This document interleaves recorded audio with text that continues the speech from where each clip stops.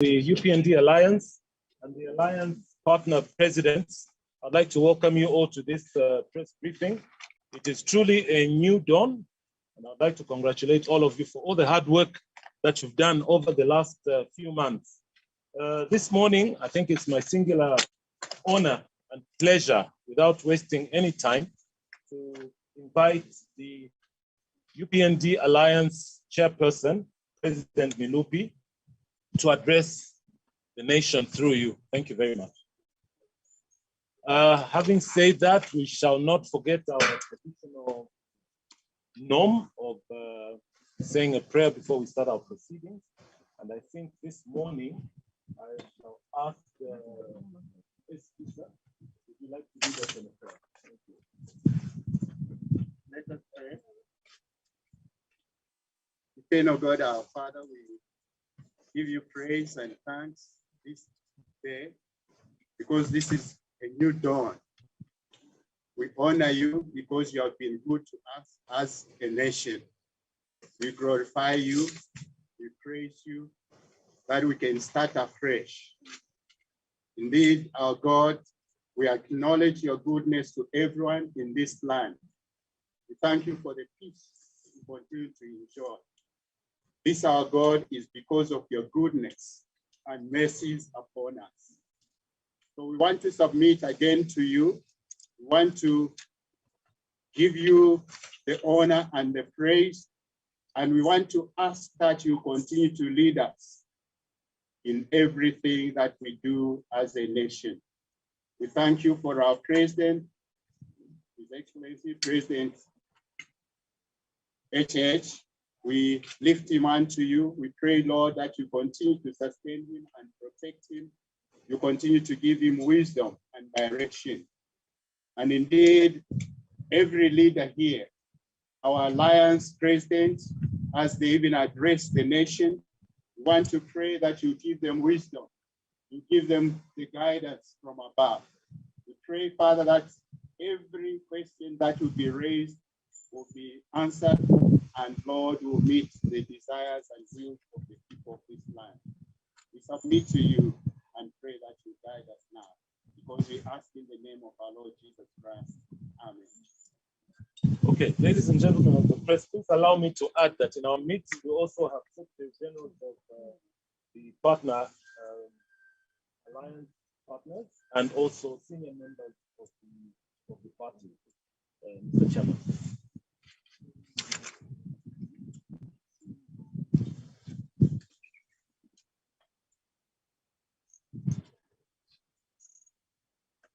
Good morning to you members of the press. Good morning to all citizens, to everybody listening to us. Fellow Zambians, the historical event of Tuesday, August 24th, 2021, where thousands of our citizens, international dignitaries, gathered at Lusaka's Heroes National Stadium to witness the peaceful transition of presidential power. Cannot go without mention. It is gratifying that this peaceful handover of power from the 60th Republican President Edgar Jaguar Lungu to the 7th Republican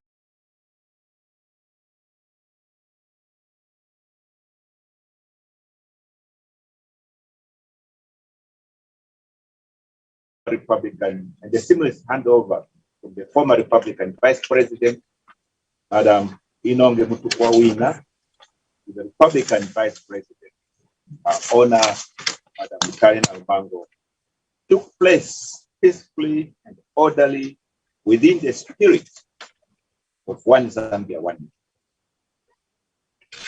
We, in this vein, would like to congratulate His Excellency President Hichilema and our honored Vice President Albango, and of course,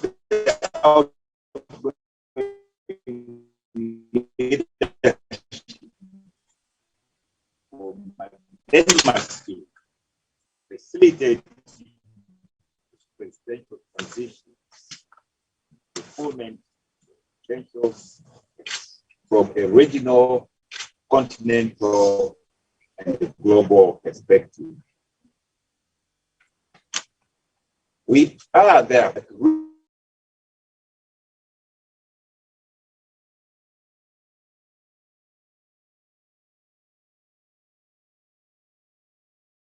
regional, continental, and global President Cyril Ramaphosa Chakwera, PRC's President Felix Tshisekedi, Namibia's President Hage Geingob, Zimbabwe's Tanzania's President Samia Suluhu Hassan, Kenya's President Uhuru Kenyatta, Angola's Vice President,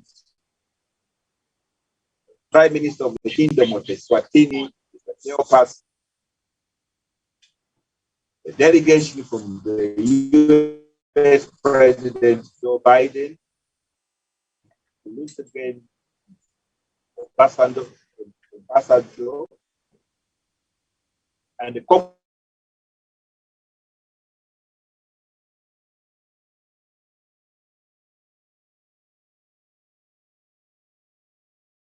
Commonwealth Secretary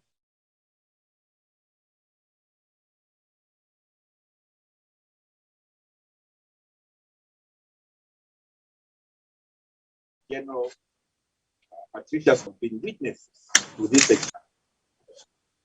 Other international dignitaries, South, His Excellency Sheikh Jakut Nahyan Al Nahyan, Minister of State for Foreign Affairs of the United Arab Emirates, and Dr. Monique Sazamaganwa, the Deputy Chairperson of the African Union Commission. Of course, we cannot forget opposition leaders from other countries who came and witnessed this occasion. And within again our country, our traditional leaders from all corners of the country, and our own citizens who came from all corners of the country to fill the stadium capacity, and those that were outside, the multitudes that were outside the walls of the stadium, in addition to all our citizens, witnessed that occasion through television and other forms of media. The UPND Alliance further applauds the Zambian people for the orderly and peaceful manner they conducted themselves during Tuesday's presidential delivery. And it equally salutes our women and men in uniform for maintaining law and order. Fellow country women,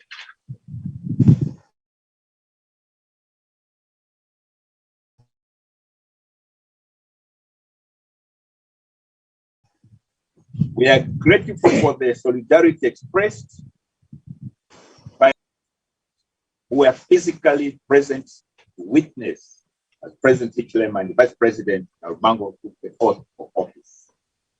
This speaks to how robust our democratic environment in this country is. That said, we are confident that with such kind of national and international cooperation, the mammoth task of actualizing the key national issues President Hichilema outlined in his inaugural address will be eased up for the benefit of all Zambians.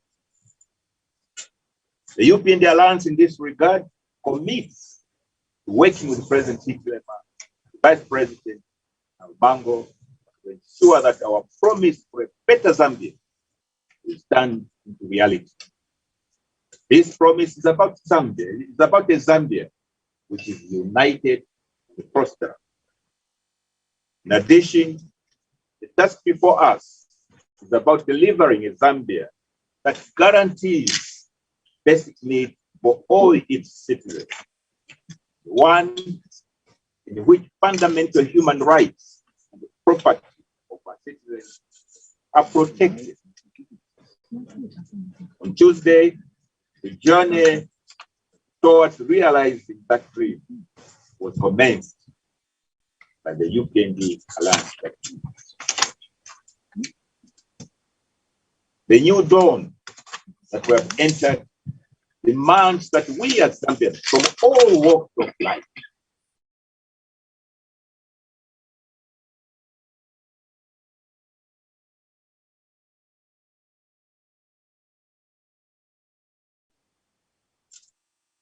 the farmers, villagers, the business marketeers, the youth of this country must all rally together, get to serious work to reclaim our pole position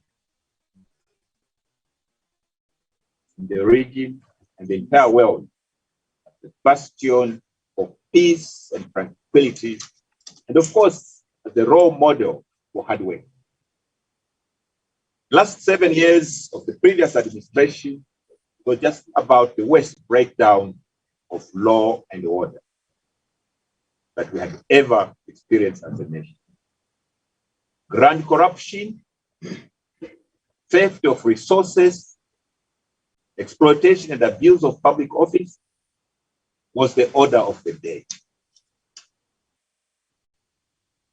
Citizens, fellow citizens, this came to an end that day when President Akaiema assumed the presidency. All those who were involved in the vices will be made to account for their actions through the legal and due process of the law. I shall repeat it. All those who are involved in these vices will be made to account for their actions through the legal and the due processes of the law. We, as the UPND Alliance government, are determined to clean up the mess that was created by the previous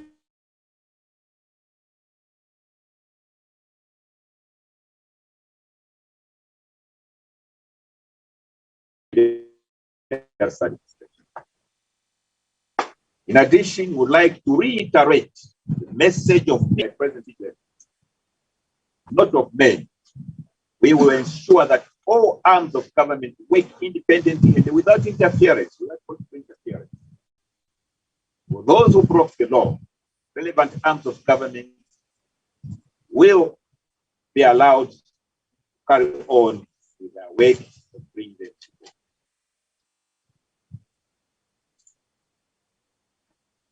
The government that the Zambian people have ushered in as a result of the last general elections will carry out its functions in a very fair, transparent manner. In President Hichilema's words, the road ahead will not be without challenge, but with a clear vision and a plan, we shall overcome and deliver the aspirations of our people.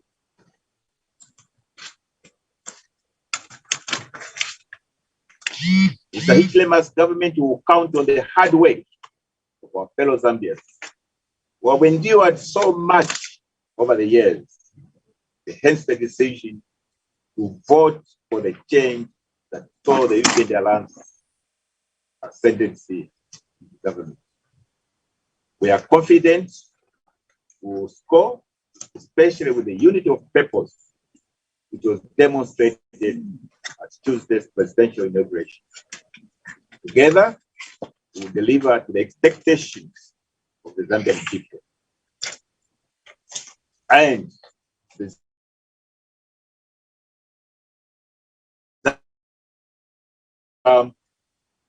this nation, the servant and accountable and inclusive leadership of President Hakainde Hichilema so often talked about. I thank you. Thank you, members of the press. we'll allow the chairman to guide if the other alliance president would like to give a short address before we take any of the questions. The chairman, sir? We'll go straight. Okay, so Directed. yes, sir. Okay, so ladies and gentlemen of the press, I will take the first 3 questions. I would like to start with a lady this morning. Do you have any lady with a question? You don't look like a lady. Okay, we'll start with you. Please, where you're from and your name. Thank you. I'm from inside the TV. Now for Canadian here. What I've got 2 questions. Number one is there's large condemnation over the booing that was done at the Stadium, and the alliance has remained quiet about it. Is there anything that you may add a voice to it why that was done, or what's the way forward to it? And then number 2, really calls have started coming in and people are asking the promise for free education from free to university, when is it likely to start taking shape? Any other question? Members of the press? Yes, sir. Your name and where you're from? My name is Benon Moema. My question. Just say that again. Benon Moema. Yes, my question is, as an alliance, what are your expectations in terms of position sharing as you wait for the president to announce his cabinet various government appointments? You had your hand up. Yes, just want to find out Where you're from, sir? And your name? Sorry, I'm Joseph Tamat Banda from QFM Radio. There's been some concerns from the former ruling party and its partner, in short, the MMD faction, alleging that the president in the HRM is finding it difficult to move from his house. What is the status of the moment? Are you previewed with such information as him insisting to stay at his private residence? So the chairman will take the first set of questions. He may be helped by any of the alliance presidents.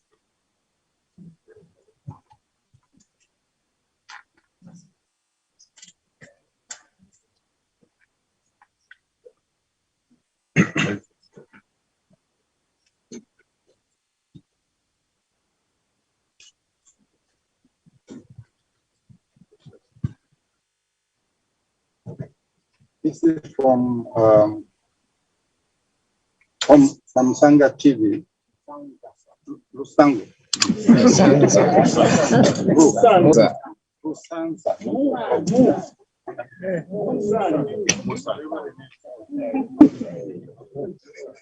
You'll have to bear with us. We are just learning some of the names. From Sansa TV, there was a question about booing at the stadium. Allow us to say that we concede that was a sad situation, but it comes from a history that was sad as well. You know, when people are brutalized, you will have to you expect that they will react in one way or another. And I think that is what we saw. As an alliance, we feel that we could have done better, but it's difficult in an environment like that to be able to control how people's emotions run at a time like that. So yes, we concede that we could have done better, but please do not forget the history from which this is coming from. And I think the lesson to learn as a country is that we should respect leadership, even if it's in the opposition, because you never know how the Zambian people will decide at the critical time of elections. I would love to see for the future that our country's handover is actually a ceremony of excitement, happiness, Zambians changing hands. This group has led, now another group is coming in. But when there's acrimony, leading to a change like that, it becomes extremely difficult to control people's emotions at that particular moment in time. So that's what we would say. We could have done better. We hope to do better in future. But please do not forget the history, where this thing came from. People had been brutalized. People had been attacked. People had been angered in such a way. And some of that anger expressed itself when they saw the head of state.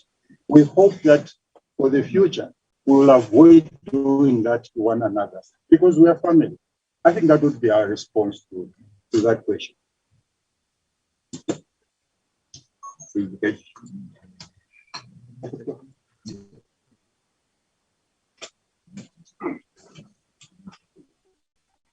Thank you. I'll make a comment on pre-education, which has been pronounced quite a bit. Pre-education is a target, it's a goal, which must be accomplished. In order to get to that target, there's a number of cleanups that we need to do, including addressing the economic challenges that we face. And among that is the issue of debt. We have to address the debt issues first as a priority. We have to address engagement with the IMF as a priority. We have to bring in place fiscal discipline so that we can be able to harvest the necessary resources to invest not only in education, but in other areas. So like Camnet target, it will have a phased implementation basis, but it's a goal that the alliance partners have agreed upon. It will depend on the generation of resources. So as we construct and present the budget, I'm sure we'll be able to make a clear statement as to the steps we are going to undertake to reach that particular target and goal. So it remains the number one priority for the UPND Alliance to offer free education, but implemented in a sensible manner. Thank you. I think I'll add on to what President has said. President Hitler has made it clear time and again that he is who he is because of the free education that the unit government was able to provide right up to university. And he has again emphasized that the government that he heads, that is going to head, will ensure that the privilege that was accorded to him, and not only to him, but most of us, but all of us were such here. Some of us were born in villages, but today we can sit here in front of you, through the media, because of the education. That must be extended to every child in Zambia. He has made that very, very clear. But look at the situation that we are inheriting from this previous administration. The budget in which we are was presented by the previous Minister of Finance of 119.6 billion. Take out that which was premised that would come from outside. Locally generated revenue wakes up at about 66 billion. You find that on the expenditure side, just two line items, debt servicing, which is basically interest on this date that was irresponsibly accumulated by the previous administration. Just that one item, plus the public, the emoluments for the public workers. Just those two line items more than consumes the 66 billion. So that is the size of the challenge that is that's expected to work in the manner that President. challenge that the Hakainde's government will rise up to. And already there are discussions about scheduling the day, doing this so that we can free money. The inauguration speech, yes, that's given the direction, but in terms of the direction that basically is given to government when the government is in place, that will be given when the president opens parliament. That is where sure issues raised, including education and so on, we put on that that statement. Because after that, parliamentarians will debate that, so on and so forth. So it's a big challenge, but this UPND alliance government will rise to that challenge.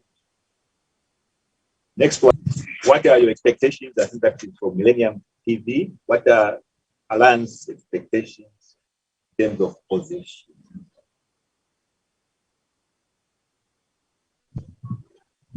That's a very easy question to answer. People offer themselves to save the country. Those that are honest do not do that for what will be given to them. Remember the words of President John F. Kennedy when he said, "Ask not what the country will do for you, but ask what you will do for it." The president, by our constitution, has the full mandate to determine who goes in the cabinet. I'm sure you're talking about that. And the president, His Excellency President, I'm sure he's addressing that, putting together those that will end up in his cabinet and other positions that are appointable from the president. As you know, at the moment, even though members of parliament have been voted in, they are not really members of parliament until they are sworn in by the speaker. So I ask that the nation, I think, exercises a little patience.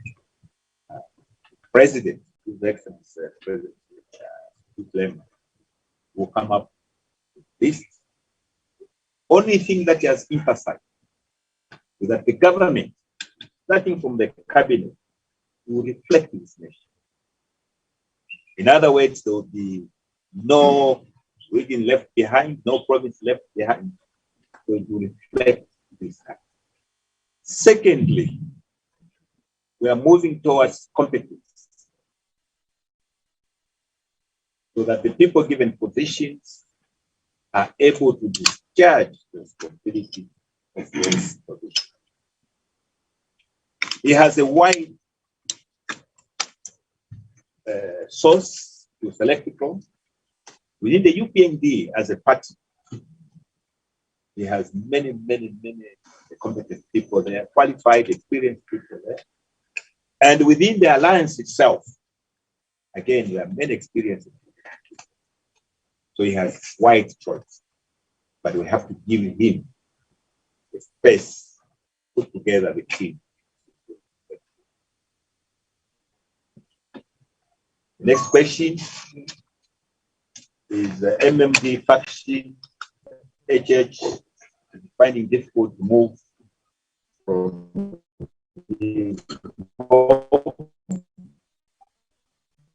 I think I'll leave that to a lawyer here, President KBF. Members of the press, you are also part of the National Diary.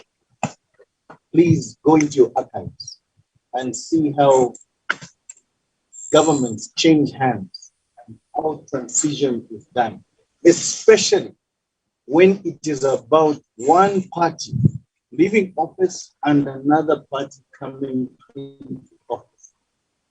When UNIP left, how long did it take Excellency, the late TJ, to move into state?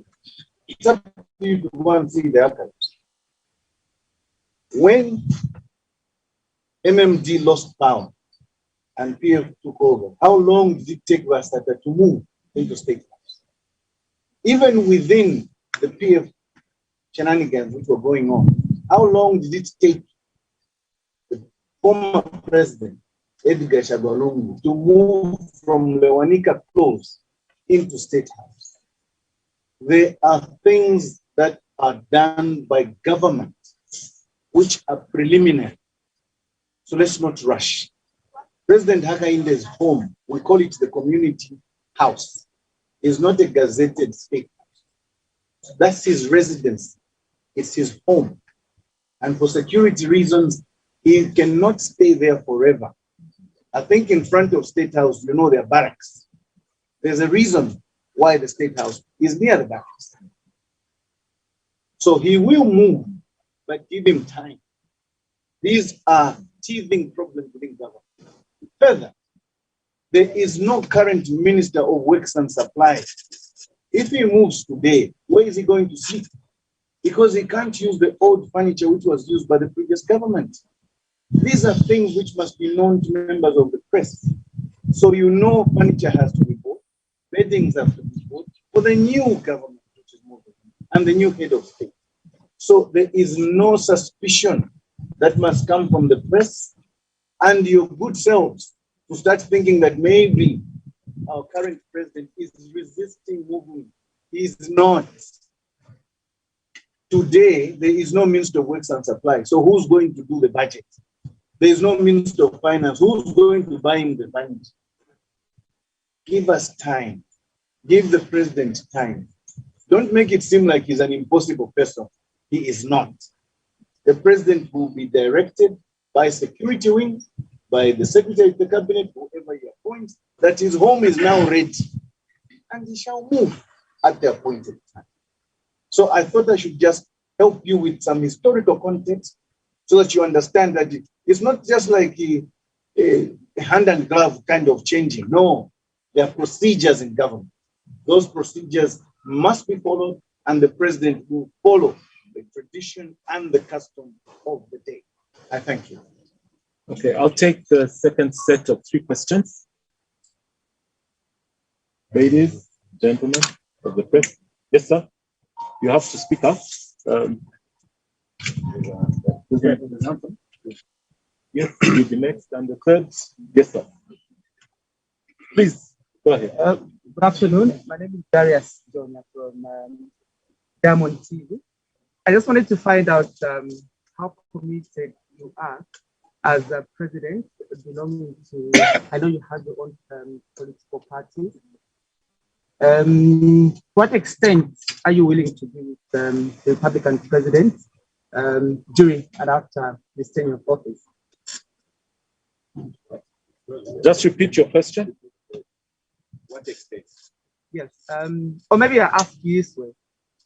How committed are you to be with the Republican president during and after his tenure of office as alliance partner?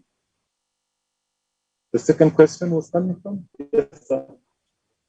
My name is Joseph from Just allow me to congratulate you the alliance for the lands like this. My first question is much of the politics is about numbers. How do you see these other parties that will have to jump to the other side of the fence to the alliance? How does that sit? And let me take advantage of the vehicles here. We got in our remarks from the council when someone saying that the third, Francis. My name is Mike. My question is based on the government following those people that might have found themselves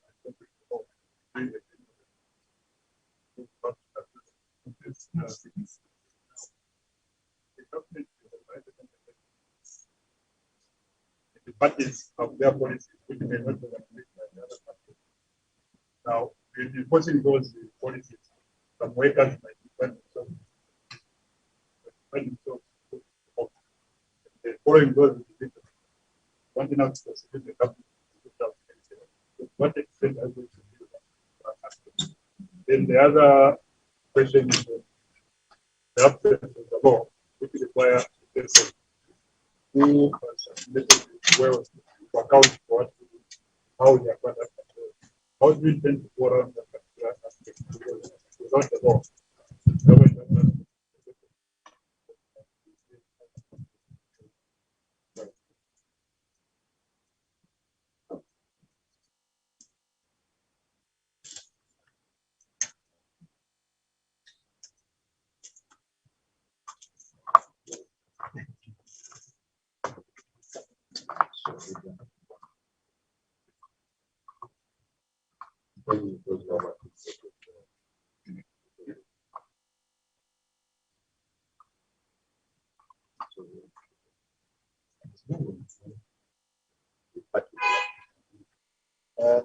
Mr. Chairman, thank you.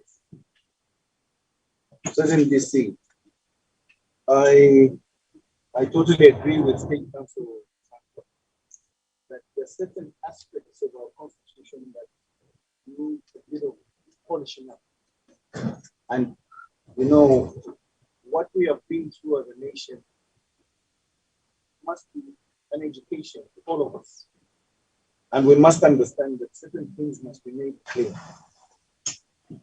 The numerous constitutional review commissions have been very clear as to what the Zambians have always wanted our constitution to be and to read like. Now we have a constitutional court which interprets those laws. It will be up to this parliament, perhaps, to make clear, thoroughly clear, what the Zambian people want. We don't need other constitutional review commissions because they just eat into money. We can have a very small technical team, and then that can submit to the, parliament the changes that are required. I think right now the UPND Alliance has enough members of parliament to pass those little legislative amendments which can clear up those technical issues which seem hanging. The only area is part 3, which is the Bill of Rights, which will require a 2/3 majority, but the other areas by simple majority can be amended. So I'm sure State Council meant that, and I'm sure those areas will be looked into. Absence of the law. There are 3 lawyers here. Dr. Mansa is here, and here, my brother, President Kagame is here. I don't know which law is absent. The law has never been absent. The law still exists that a person who has amassed wealth, which is not commensurate to his earnings, to his business, can be made to account. There's nothing legal about it. I think we all saw in the previous regime how cadres were sleeping on beds flooded with money, boots flooded with money. These are boys who've never worked. So if they are called to go and explain by the law enforcement agencies, that is not the fact that the law is missing. No. If the previous regime did not want to enforce that law, this government will. But there's a rider, a caveat of sorts. This government will not be about witch hunting. And I want to assure businesses, the genuine businessmen in the Zambian community, that we are not coming after those genuine businesses. No. We are only going to be asking those we think are suspected wealth. Then they can explain. But if you explain, you'll be given back your property. You'll be given, your accounts will be open. Also an assurance to the other big businesses, medium and small scale enterprises. No one will just go and freeze your accounts if there's nothing wrong with your account. Be assured. It's a free country. You're free to do your business. And as long as you can account for your earnings, this is not the government for witch hunting. That be assured. Lastly, civil servants who acted collective responsibility, sometimes you're given orders. I think even during the campaign, you heard me say on one and several occasions, superior orders which were illegal or which are illegal and not a defense to a criminal offense. And this should go out to all of you. Please, whether you work for ZAF, the Army, ZNS, civil servants, please, you have the right to query an illegal order which you think is not legit, even from your superior. If you think it is not legit, go and ask for guidance. This which you're asking me to do, it looks like it's not that it's going against the standing orders, it's going against the regulations, it's going against the law. How can I execute this without breaking the law? That's your right. You've seen this in the historical context.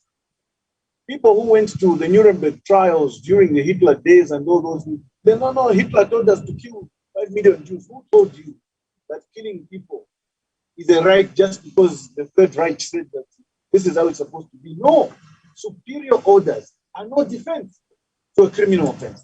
So let's educate each other, even for the current civil servants. If you're going to be given illegal orders to execute, question those orders. If not, ask the boss, put it in writing. Most of these illegal orders, must I remind you, from a political perspective, come buy a phone. So the guy who gives you the order will say, when did I tell you that? And then it's a question of you now who has executed that thing. Say, no, you did it by yourself. So let's be careful. But this government is not going on a witch hunt. I think the president has made that very clear. You will be investigated if there's suspicion of a crime or an allegation. And us sitting here, we've got you, journalists, giving us information. We've got ordinary citizens giving us information. We do not investigate you. We hand over this information to the investigatory wings of government. They will do their investigations and they'll come back to you. So for us, we are not on those investigatory sprees. We are politicians sitting here.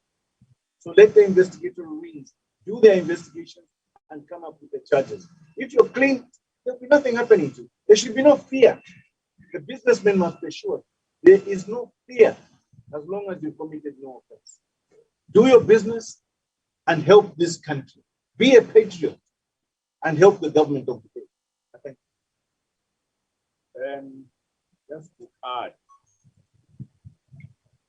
you see, His Excellency President Akainde has made it very clear that we are returning to the rule of law. And the rule of law is not about closing your eyes to people who have committed a crime. It's very, very clear. The rule of law is talking about is that there will be no political witch hunt directed from himself as president. People are going to pick so because no. Another thing he has said is professionalism. The law enforcement agency, the oversight institution will now be expected to be professional. So if there is so much abuse, if there's so much wealth that has been accumulated and not explained, and we see that corruption is quiet, we see that the banks are quiet, the police are quiet, it will make us question whether they are professional enough. You understand? As the head of the executive, you then be able to ask these people, are you professional or not? You see, in the previous administration, we had people carry out orders without investigation. One typical example that all of you know is when the now president was arraigned, taken to court in prison charges. Those of us who attended those proceedings were amazed to see the arresting officers basically admit the fact that they had arrested a person, taken to court without any investigation. We saw all that. And that is why these arrest movements were shaking, even in that box. I was there, I saw everything. It will now be done properly. In terms of the wealth and accounting for wealth, as the council here has explained, the laws are already there. Besides one of the easiest way to explain your wealth, if you have bought something with $1 million, $1.4 million, that some people have, and you say this is from legitimate income, the ZRA records will prove that the income is legitimate, because they'll work out how much tax you pay in order for you to have that money. So it's not just a simple thing of saying, oh no, no, we give business to do that. The records will show that. We have to have a country where accountability reigns supreme. There's so much to be done. I don't know if,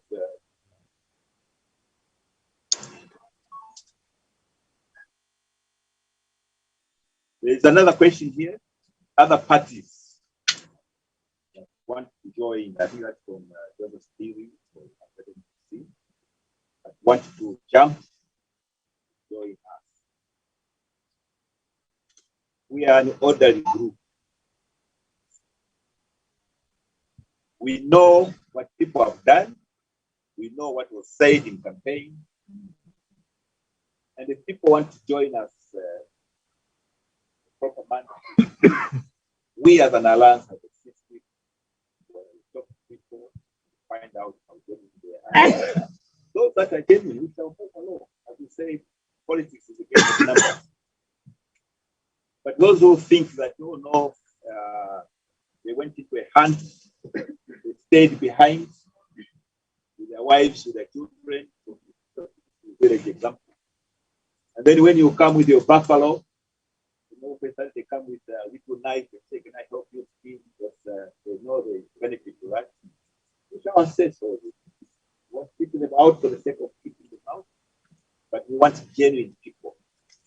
This is not about sharing power only. It's about driving this country in the right direction.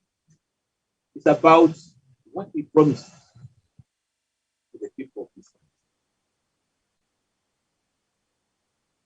Rule of law, uniting this country, and reconstructing this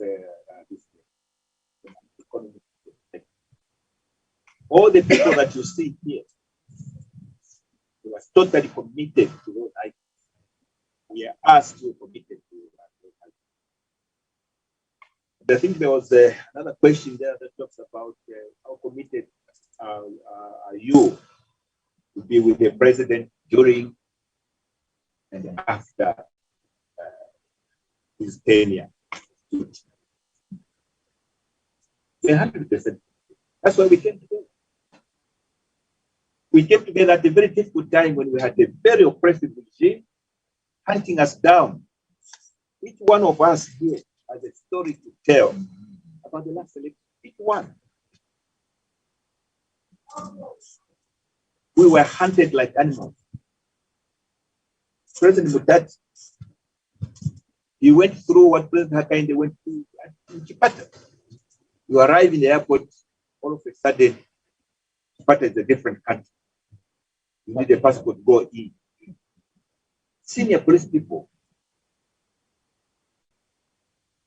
I witnessed a person together with the President Hakainde, where you had that sad incident of a 17-year-old boy shot in the stomach by the police.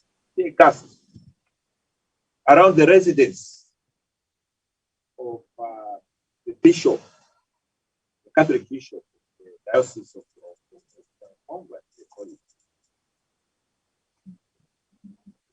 So we went through all this because we are committed to certain cause. Madam Talena Omango, our honor, the vice president, together with the president,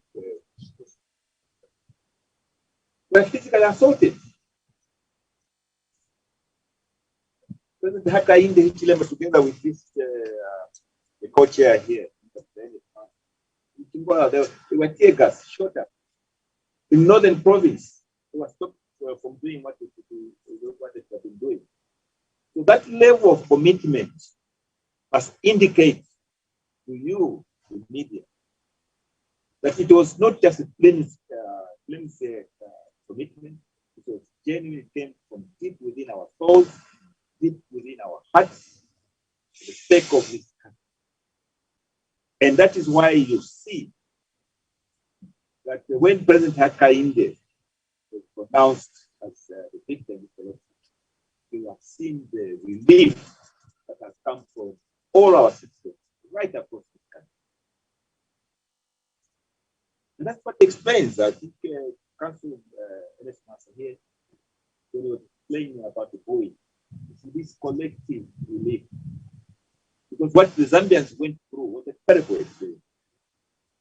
And we are saying never again will any president make the Zambians go through what he did. To remind you, when the whole country, all corners of the country was gassing of citizens, perpetrated by those in power. The intercity market, where people were getting livelihood, funds. People were killed. You know, people, names of people that were killed by male just attending. So even at the Memorial Park, people's arms were cut. And alongside that, the prices of goods, the unemployment, all the negative things were happening. We, the UPND Alliance, together with the president and Honor the vice president, came together because of the commitment. That does not end just because we have won the election. We know that the winning of the election is but the first step. We are mindful of the level of expectations throughout the country. Now we want to achieve that. Come 5 years, long before 5 years, Zambians must say different.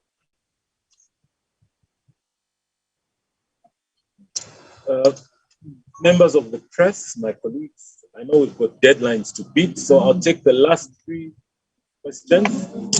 Or you have more? Okay, all right. I'll appeal to my chairman here. Can I have your hands? Can we have order, please? All right, okay. Can I have your hands up, please? Yes, sir. Mr. Yes, I should say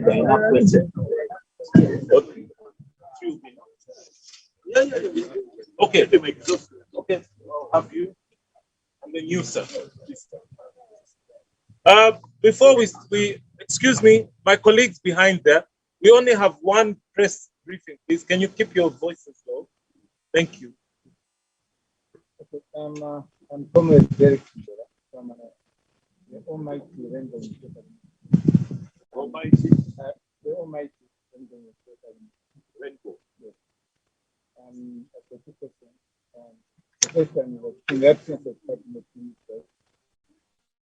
There are reports that the Human Secretaries are paying out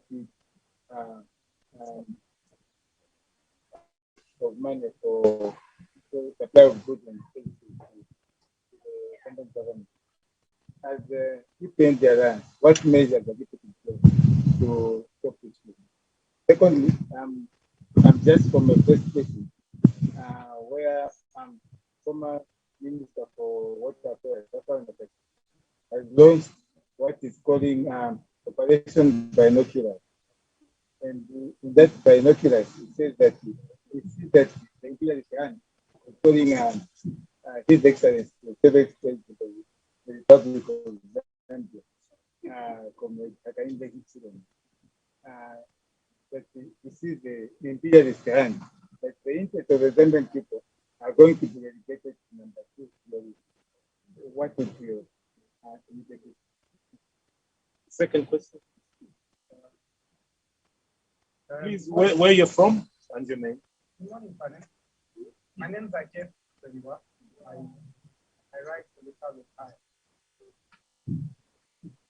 Mine is just on the economic management. I wanted to find out, as an alliance, what would you like to adopt in terms of economic management? Are you related to the Zambia Plus? which embrace a lot of cross-cutting.